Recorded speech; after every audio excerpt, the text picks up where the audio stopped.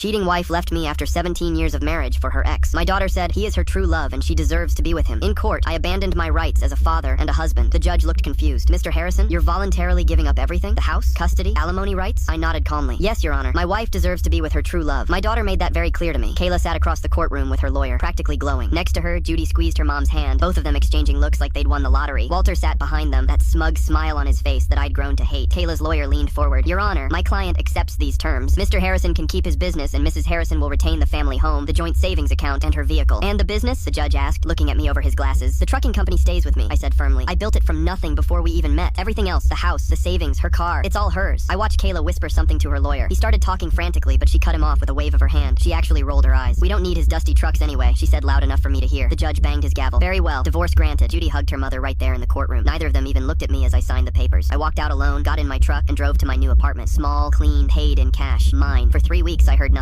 I worked, I ate, I slept. My phone stayed quiet. Then one Tuesday afternoon, it rang. Unknown number. Dad? Judy's voice was different, shaky, small. Dad, please. Moms, we need help. I leaned back in my chair. What happened? Walter left, she said, and I could hear her crying now. Dad, he only wanted Mom because he thought you were rich. When he found out the business was yours and Mom only got the house, he said he made a mistake. He left yesterday. Just packed his stuff and left. I said nothing. And Dad, the house, Mom can't afford the mortgage. Your name's off everything and she doesn't make enough. The bank called today. We're going into foreclosure. That's unfortunate, I said flatly. I had to drop out of college, Judy continued, her words tumbling out faster. That private school you were paying for, Mom can't cover it. She drained the savings trying to keep up with Walter's lifestyle. Expensive dinners, trips, a new wardrobe for him. It's all gone. Interesting. Dad, please. Her voice cracked. Can we come stay with you? Just until Mom gets back on her feet? I looked around my one-bedroom apartment, my second-hand couch, my small TV, the used coffee maker I'd bought at a thrift store. Stay with me? I repeated slowly. Yes, we could share the space. I'll sleep on the couch. Mom can take the bedroom and you can... Let me stop you right there, Judy. My voice was calm, measured. Do you remember what you told me the day your mother left? Silence. You said she deserved to be with her true love, that I was just an arrangement, a stopgap. You said Walter and your mother were meant to be together like a fairy tale. Dad, I didn't mean... You told me I should be happy to give her everything she deserved. I stood up, walking to my window. So I did exactly that. I gave her the house, the savings, the car, her freedom, everything she deserved. But we need help. And I told you that day that you'd also get what you deserve. I paused. Congratulations, princess. You got it. Dad, please, we're going to be homeless. Your mom has a college degree. She can get a job. You can apply for student loans like everyone else. You both wanted independence from me so badly. Well, now you have it. This isn't fair. I laughed, short and sharp. Fair? You knew about Walter for 6 months. Your grandmother knew. Your grandfather knew. Everyone knew except me. You all watched me work 60-hour weeks to pay for your private school, your car, your spring break trips, and not one of you said a word. I'm your daughter, and you made it very clear whose side you were on. My voice hardened. You stood in my house and told me your mother deserved better, that Walter was her fairy tale ending. So I stepped aside. I let her have it all. I gave you both exactly what you wanted. We were wrong, Dad. We were so wrong. Yes, you were. I walked back to my chair and sat down. But that's not my problem anymore. Where are we supposed to go? I don't know, Judy. Maybe Walter's place? Oh wait, he's gone. Maybe Grandma Kelly's house? The one who helped hide this from me? She was fully sobbing now. Please, Dad, I'm begging you. You made your choice, I said quietly. Now live with it. Dad, I hung up. Then I blocked the number. My phone buzzed twice more. Kayla's number, then a number I assumed was her mother's. I blocked them both. I poured myself a beer, sat on my cheap couch, and turned on the TV.